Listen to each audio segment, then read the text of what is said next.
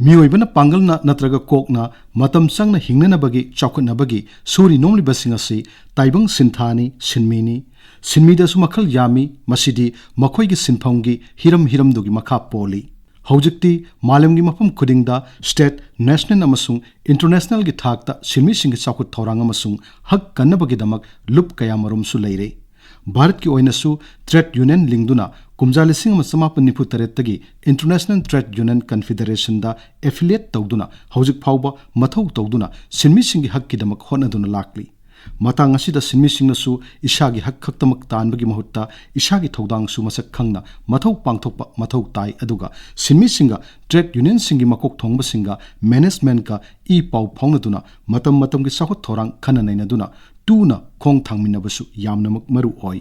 सिनमीसिंगना लमदम अमगे सनमिट loan खुनाई loan लेंगाक loan दा चावरब थौदांग लौरी हाइबसि अइखोइ पुमनमकना खंगफमसु थोक्लिबनी सिनमीसिंगी मतिक चाब खुसुमन फंगनब होनबा सिनमीसिंगदा थबक सुफम नोमफम सिनबीबा लेंगाकी थबक फंगद्रबसिंगदमक हिंगनब खुदोंग चाब लंबी सेंबीबा अमदि सिनमीसिंगना अहल ओरक्लबदा खरदंग ओइरबसु कोमना हिंगनबगीदमक पेंशन खरद ओइरबसु फंगनब होनदुना लाक्ली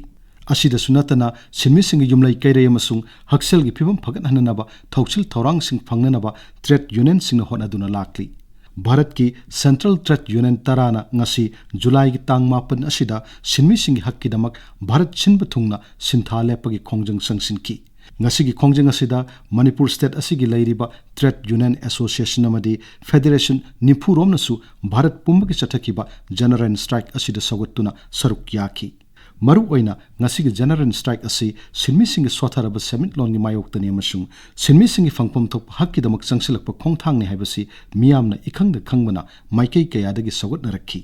ngasi भारत पुंबगी ट्रेड यूनियन तराना संगसिलिब खोंगजंग असिदा यामना मपुंग ओइना पुखललिब वाफम सिंगदी लेबाक असिगी पब्लिक सेक्टर अंडरटेकिंग सिंग इना कुनब सेंजाउ पाइबा कॉर्पोरेट हाउसिंग द सिनथोप लेपकदबनी मिनिमम सपोर्ट प्राइस की लीगल गारंटी पीगदबनी बिलियनियर सिंगदगी चाद मरीगी चांगदा वेल्थ टैक्स हेंगत हनगदबनी नेशनल मोनेटाइजेशन पाइपलाइन की खुथांगदा पब्लिक एसेट सिंग प्राइवेट सेक्टर दा FDI चाद चामन थमनिबसी हंदोकदबनी हाइबु वाफम सिंगसु यावरी यामना मरु ओइरिबा मियामगा तना थानब याद्रबा बैंक सिंगी अपुनबा bank employee federation of India Manipur branch नसु जनरल स्ट्राइक असिदा सवतुना लेबाक असिगी बैंक सिंगद लैरिबा लाख अमा मयागी हांगलिबा फमसिंग हाफकट पिदुना बैंकिंग सिस्टम दा अवाट पलैरिबा सिंग मेनकटपा बैंक सिंगबु निंगथिना चलाइदुना मियामबु पेलहनब होनबियु हाइबु वाफमसु तक्सिनदुना स्ट्राइक असिबु सवलखी ngasi जनरल स्ट्राइक असिदा मागी स्टेट की इशू मणिपुर स्टेट की अखन वाफम सिंग यावरी भारत की मनुंग मणिपुर पोचई तांगबदा सेल थोंगी अवाट पलैबदा मकोक ओइरिबनी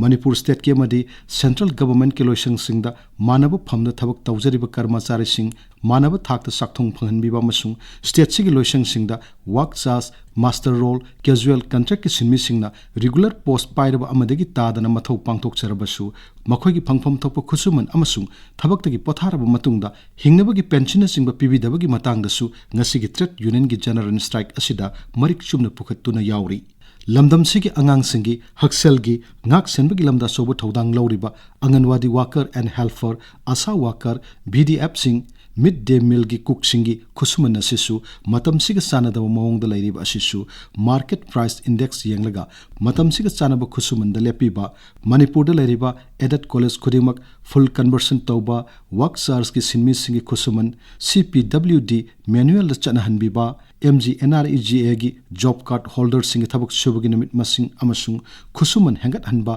lainga ki कर्मचारी सिंगी न्यू पेंशन स्कीम की महत्ता ओल्ड पेंशन स्कीम हिंगत हंदुना चनहनबा असिन सिंग वाफम कया सिनमी सिंगी तुंगी पुनसिगी दमक यंगदुना थबक तो ओंथोक पिनबा ngasi खोंगजंग असिदा मयक सेंगना यावरी अदुगा इलेक्ट्रॉनिक मीडिया की सिनमी सिंग ऑयल पंप की सेल्समैन सिंग म्युनिसिपैलिटी की sweeper cleaner driver auto rickshaw driver domestic worker hawker vendors home based price rate खुदिंगमक सिगी खुसुमल असि थाद लुपा लिसिंग कुंतरक ओहिनबा हाइबना सिंगबा सिनमी सिंगना हिंगबदा यामना मरु ओइरबा हिरम सिंगना ngasi जनरल स्ट्राइक असigi मरु ओइबा खोलाउ सिंग ओइरी ngasi जनरल स्ट्राइक असिदा पुखलकलिबा इशू सिंगी लक्ता मणिपुर बु तंगदु लैता हनबा मसुंग हाईवे सिंगदा अयत अपन याउदना सथोक चसिन याहनबा हाइबसिमदी सिनमी सिंगदा नतना मणिपुर दा लैरिबा मिपुम खुदिमकना पामनारंगनी हाइना खल्ली।